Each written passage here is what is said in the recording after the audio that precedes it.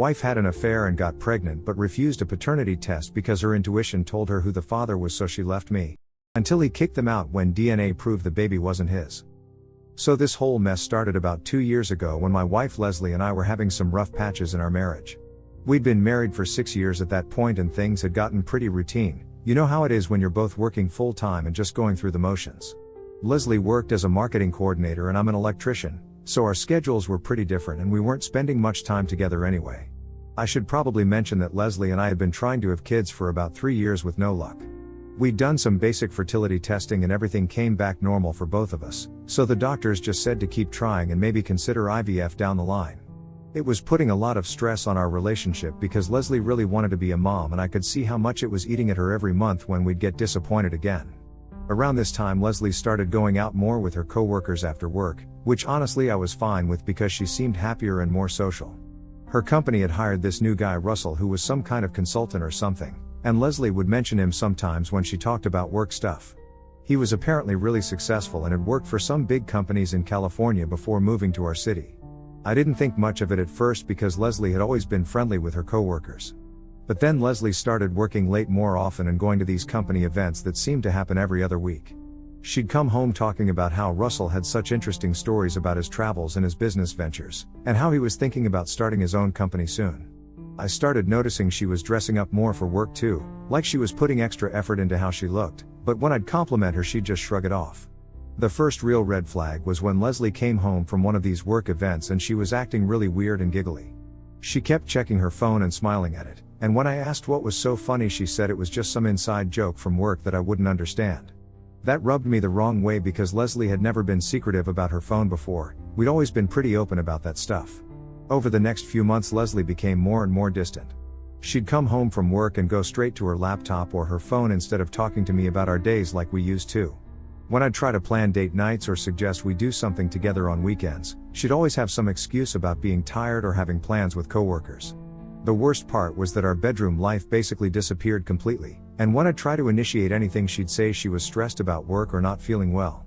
I confronted her about it a few times but she'd just say I was being paranoid and that she was going through a lot with work pressure and the whole fertility thing.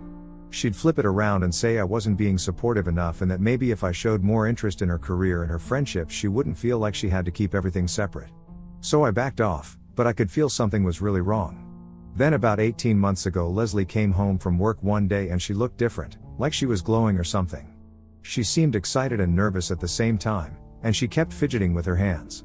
Finally she sat me down and said she had something important to tell me. My first thought was that maybe she'd gotten a promotion or something because of how she was acting. But instead she told me she was pregnant. I was shocked because we hadn't been intimate in weeks, but my first reaction was pure joy because this was what we'd been trying for so long. I jumped up to hug her and started talking about how amazing this was and how we needed to call our families and start planning. But Leslie didn't hug me back and she had this weird expression on her face that I couldn't read. That's when she said the baby might not be mine. I just stood there staring at her because I couldn't process what she was saying. She started talking really fast about how she'd made a mistake and had been seeing someone from work, and how she was sorry but she needed to be honest with me now that she was pregnant. She said she'd been having an affair with Russell for about 4 months and they'd been careless a few times. I asked her if she wanted to work things out and if we could get a paternity test to figure out what was going on, because despite everything I still loved her and wanted to try to save our marriage. But then she said something that just completely blindsided me. She said she didn't think we needed a paternity test because she had a strong feeling the baby was Russell's. When I asked her what that meant, she said she just had this intuition about it, like she could feel that the baby belonged to Russell because their connection was so much deeper than what she and I had.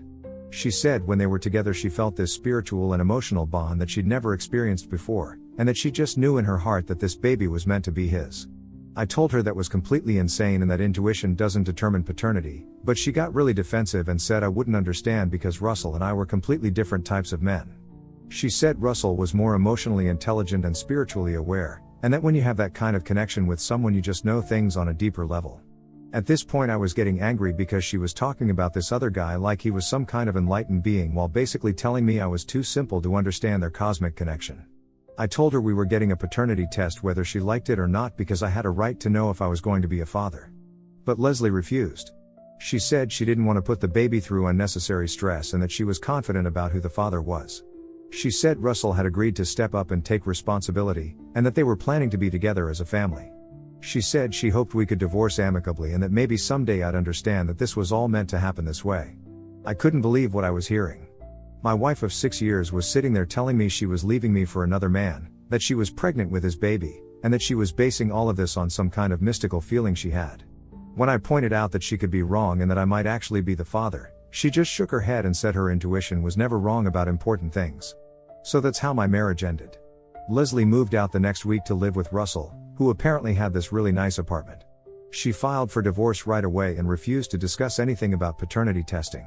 Her lawyer sent me papers saying she was waiving any claim to child support from me, which I guess was supposed to prove how confident she was that the baby wasn't mine. The divorce went through pretty quickly since we didn't have kids together and could split our assets without too much drama. Leslie kept posting on social media about how happy she was and how excited she was to start this new chapter of her life.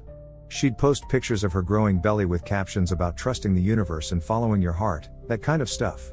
Russell seemed to be playing along with the whole thing. From what I could see on social media, he was treating Leslie like a queen, taking her on weekend trips and to fancy restaurants, buying her expensive maternity clothes. Leslie would post about how grateful she was to have found someone who truly understood her and supported her dreams. I tried to move on with my life. I focused on work and started dating again after a few months. It was hard because I kept wondering about the baby and whether it might actually be mine, but Leslie had made her choice and I had to respect that, even though I thought she was being completely irrational about the whole paternity thing. The baby was born about 7 months ago, a little girl they named Luna. Leslie posted all the typical new mom pictures and seemed really happy. Russell was in all the photos acting like the proud dad, and they looked like the perfect little family. I'll admit it was hard to see because part of me still wondered what if, but I tried not to dwell on it. But then about 3 months ago I got a phone call from Leslie and she was crying hysterically. At first I could barely understand what she was saying because she was sobbing so hard. When she finally calmed down enough to talk, she told me that Russell had gotten a paternity test done without telling her. Apparently Russell had started having doubts about whether he was really the father, especially since the baby didn't look much like him. Leslie said he'd taken some of the baby's hair while she was sleeping one day and sent it off to one of those DNA testing companies along with his own sample. When the results came back, they showed that Russell was definitely not the father. Leslie said Russell confronted her about it and demanded to know who else she'd been sleeping with. She swore to him that it had only been him and me, so the baby had to be mine after all. But then Russell said if that was true, then she needed to contact me and get a paternity test to prove it, because he wasn't going to raise another man's child. But here's the crazy part. Leslie still refused to contact me about getting a paternity test. She said her intuition was telling her that something wasn't right and that maybe the test Russell got was wrong. She said she still felt like Luna was meant to be Russell's daughter and that if they just waited and trusted the universe, everything would work out. Russell apparently did not appreciate this response. He told Leslie she had 1 week to figure out who the real father was and get proof, or he was done with both of them. Leslie spent that week trying to convince him that the test was wrong and that they should just ignore it and continue being a family, but Russell wasn't having it. So he kicked them out. Leslie called me that day crying and asking if she could come over to talk. I told her no because I wasn't going to get dragged back into her drama, especially when she'd refused to give me any information about whether I might be the father when it actually mattered. She begged me to just let her explain the situation, but I said she'd had plenty of chances to be honest with me and she'd chosen to trust her intuition instead. Over the next few weeks Leslie kept calling and texting me asking for help. She said she was staying with a friend but couldn't afford her own place without Russell's financial support. She said she was overwhelmed trying to take care of Luna by herself and that she just needed someone to help her figure things out. I ignored most of her messages because I figured this was the consequence of her choices. She'd been so confident that Russell was the father and that their spiritual connection meant more than actual facts, so now she could deal with reality on her own. But then she started showing up at my house. The first time she came over she looked terrible. She was carrying Luna and had this huge diaper bag and looked like she hadn't slept in days. She said she just needed to talk to me and explain everything, and that she realized she'd made some mistakes but we could work through them together. I told her through the door that there was nothing to work through because she'd made her choice 18 months ago when she decided her intuition was more reliable than a paternity test. She started crying and saying she'd been confused and scared, and that Russell had pressured her to choose between him and me. But I wasn't buying it because nobody had pressured her to refuse a paternity test. That was her decision based on her mystical feelings about who the father was. I told her she needed to leave and figure out her own problems. She kept coming back though. Sometimes she'd bring Luna and sometimes she'd come alone. She'd sit on my porch and call my phone begging me to just open the door and talk to her. She said she was desperate and didn't know where else to turn, and that even if Luna wasn't my biological daughter, we'd been trying to have a baby for so long that maybe this was the universe's way of giving us a family. That really pissed me off because now suddenly she wanted to talk about the universe's plan when it was convenient for her.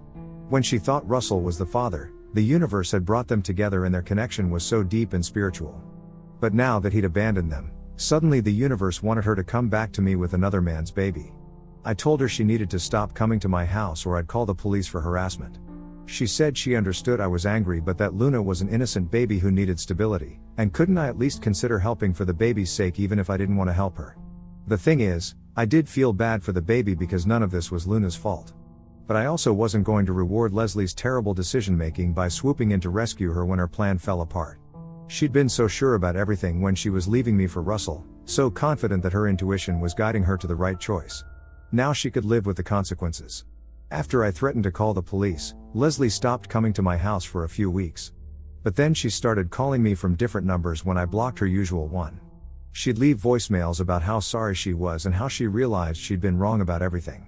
She said she'd been doing some soul searching and realized that her feelings for Russell had clouded her judgment, and that she should have handled the whole situation differently. In one of her voicemails she admitted that she'd been scared to get a paternity test because deep down she was worried that the baby might actually be mine, and that would have complicated her fantasy about running off with Russell to live this perfect life. She said she'd convinced herself that her intuition was real because it was easier than facing the possibility that she was making a huge mistake. But even with that admission, she still hadn't actually gotten a paternity test to find out whose baby Luna really was. When I called her back to ask about that, she said she was afraid to know the truth because what if Luna wasn't mine either, and then she'd be completely alone with no one to help her. I told her that was exactly why she should have gotten the test in the first place instead of making decisions based on her feelings. But she said she couldn't afford the test right now and was hoping we could just try to work things out without needing to know for sure. That's when I realized Leslie hadn't learned anything from this whole experience. She was still trying to avoid taking responsibility and still wanted other people to make decisions based on incomplete information. She wanted me to potentially raise another man's child without even knowing if it was mine, just because her other plan hadn't worked out. Update 1. After my original post, Leslie kept harassing me for another month, calling from different numbers and even having her sister contact me to try to convince me to help her out. Her sister called me and said Leslie was really struggling financially and emotionally, and that Luna was such a sweet baby who deserved to have a stable father figure in her life. She said I should consider that maybe this was all happening for a reason and that I could still have the family I'd always wanted, even if the circumstances weren't ideal. I told her sister the same thing I'd been telling Leslie, which was that I wasn't going to make any decisions about helping raise a child without knowing if it was actually mine. If Leslie wanted my help, she needed to get a paternity test first, and if Luna turned out to be my daughter then we could figure out how to co-parent responsibly. But Leslie's sister said that Leslie was afraid the test would come back negative and then she'd lose any chance of reconciling with me. She said Leslie had realized that I was the stable, reliable partner she should have chosen all along, and that she was hoping we could rebuild our relationship based on trust instead of requiring scientific proof. I almost laughed because it was the same delusional thinking that had gotten Leslie into this mess in the first place. She'd trusted her intuition over facts when it came to Russell being the father, and now she wanted me to trust her feelings over facts when it came to getting back together. She hadn't learned anything. So I told her sister that I was done discussing it and that Leslie needed to stop using other people to try to manipulate me into helping her. I said if Leslie wanted to have an adult conversation about getting a paternity test and figuring out the real situation, she could call me herself, but I wasn't going to keep playing these games. That seemed to work for a while because the calls and visits stopped. I figured Leslie had finally gotten the message and was dealing with her problems on her own. I heard through mutual friends that she'd moved back in with her parents temporarily and was looking for a job, so it seemed like she was at least trying to get her life together. But then about 2 months ago I got a call from a number I didn't recognize, and when I answered it was a man's voice asking if I was Leslie's ex-husband. I said yes and asked who was calling. He said his name was David and he was calling about the paternity situation with Luna. My first thought was that maybe Leslie had finally gotten a paternity test and this was someone from the testing company or a lawyer or something. But then David said he was calling because he'd recently found out that he might be Luna's father. I was completely confused because Leslie had sworn that she'd only been with Russell and me during the time when Luna would have been conceived. David explained that he'd been casually seeing Leslie for a few weeks around that same time period, and that she'd told him she was separated from her husband and figuring out her next steps. Apparently Leslie had met David on some dating app and they'd hooked up a few times, but then she'd suddenly stopped responding to his messages. He said he'd assumed she'd gotten back together with her husband or found someone else, so he'd moved on and hadn't thought about her again until recently. But then a friend had shown him some of Leslie's social media posts about Luna, and when he saw the baby's birth date he realized the timing lined up with when they'd been seeing each other. He said Luna had some distinctive features that reminded him of his own baby pictures, so he'd started wondering if there was a possibility he could be the father. David said he'd tried to contact Leslie directly but she wasn't responding to his messages, and he'd gotten my number from someone who knew about our situation. He wanted to know if I could help him get in touch with Leslie about getting a paternity test, because he was a responsible guy and if Luna was his daughter he wanted to step up and do the right thing. This meant Leslie had been lying to me about only being with Russell and me. She'd been seeing at least 3 different men during that time period, maybe more, and she'd been playing all of us. The whole story about her deep spiritual connection with Russell and her intuition about him being the father was complete bullshit. I gave David Leslie's current phone number and told him he could try to contact her directly, but that she'd been avoiding taking responsibility for this whole mess from the beginning. I warned him that she'd probably try to convince him that a paternity test wasn't necessary and that he should just trust her feelings about the situation. David seemed like a decent guy and said he appreciated the heads up. He said he had a good job in his own place, and if Luna was his daughter he wanted to provide for her properly instead of letting her grow up in an unstable situation. A few days later Leslie called me absolutely furious. She said I had no right to give out her contact information to some random man, and that I was trying to sabotage her life because I was bitter. She said David was harassing her and demanding a paternity test, and that she didn't even remember him that clearly because it had only been a casual thing. I told her that was exactly the problem. She'd been casual with multiple men during the same time period and then made life-changing decisions based on her intuition about which one was the father. Now there was a third possibility and she was still trying to avoid getting actual facts about the situation. Leslie said she'd looked David up on social media and he seemed like a nice enough guy, but she didn't want to complicate things even more by adding another potential father to the mix. She said she was already overwhelmed trying to figure out how to co-parent with either Russell or me, and involving David would make everything more confusing. But I pointed out that she wasn't co-parenting with Russell because he'd kicked her out, and she wasn't co-parenting with me because she'd refused to get a paternity test to find out if Luna was mine. She was just drifting around avoiding responsibility while other people tried to do the right thing. That conversation ended with Leslie hanging up on me, but apparently she did eventually agree to meet with David. From what I heard later, David convinced her that getting a paternity test was the fair thing to do for everyone involved, including Luna, who deserved to know who her real father was. So they got the test done, and guess what? David was Luna's biological father. Leslie called me after she got the results and she sounded completely defeated. She said she couldn't believe her intuition had been so wrong about everything, and that she'd destroyed her marriage and put Luna through all this instability for nothing.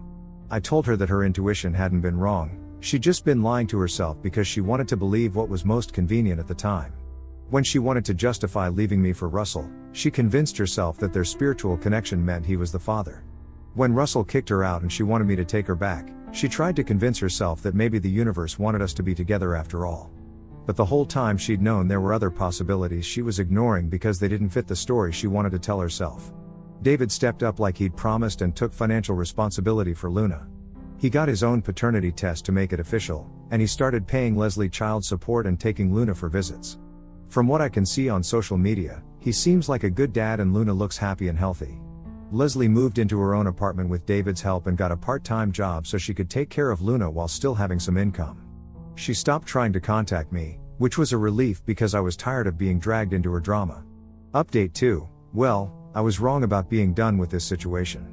Last month Leslie showed up at my house again, but this time it was different from her previous visits. She looked put together and calm, not desperate and crying like before.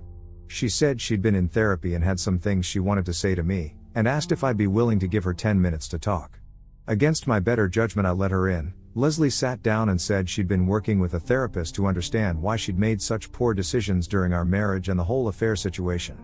She said her therapist had helped her recognize that she'd been struggling with some deep insecurities about not being able to get pregnant, and that she'd been looking for validation and excitement outside our marriage instead of dealing with those feelings directly. She admitted that she'd been selfish and had justified her behavior by convincing herself that our marriage was already over. Leslie also acknowledged that refusing to get a paternity test had been completely irrational and unfair to everyone involved. She said she'd been so caught up in the fantasy of her relationship with Russell that she'd ignored obvious red flags and made decisions based on wishful thinking instead of reality. I'll admit this was more self-awareness than Leslie had ever shown before, and it was nice to hear her take actual responsibility for her actions instead of blaming circumstances or other people. But I also knew that Leslie was smart and manipulative, so I was waiting to see what she actually wanted from me. She said she wasn't trying to get back together or asking me to help raise Luna, because she understood that I'd moved on and that she'd burned those bridges with her behavior. But she wanted to make amends for the pain she'd caused me, and she was hoping we could eventually have some kind of civil relationship since we'd been such a big part of each other's lives. That seemed reasonable enough, and I appreciated that she wasn't asking for anything concrete from me.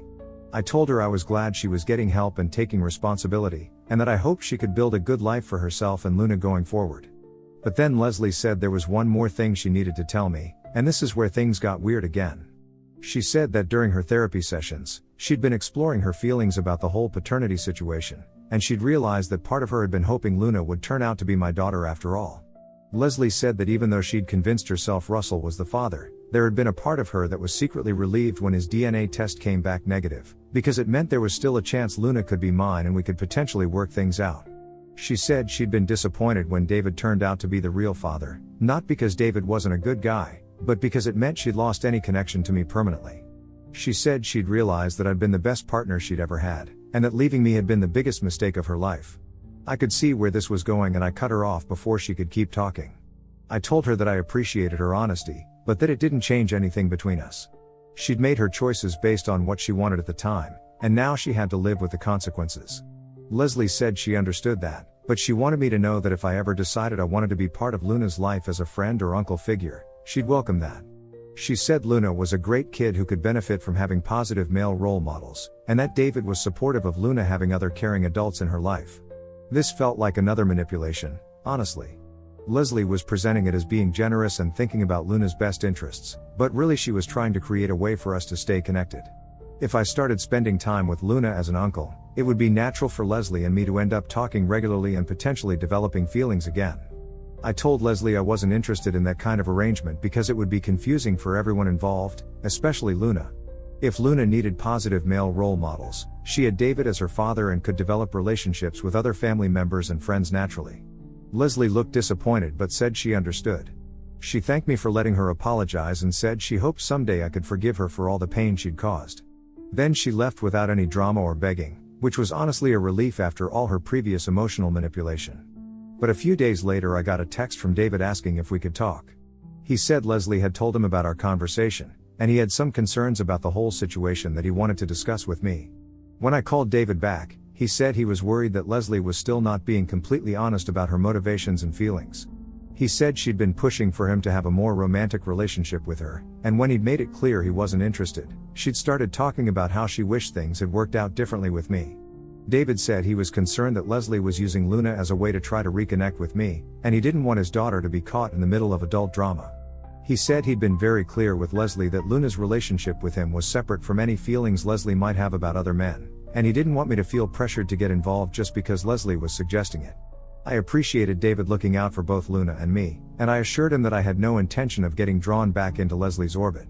I said I thought it was best if Leslie, Luna, and I all stayed in our separate lanes going forward. David agreed and said he was glad we were on the same page. He said Leslie was a good mom to Luna, but she seemed to have trouble accepting that some bridges couldn't be rebuilt, and he was trying to help her focus on moving forward instead of looking backward.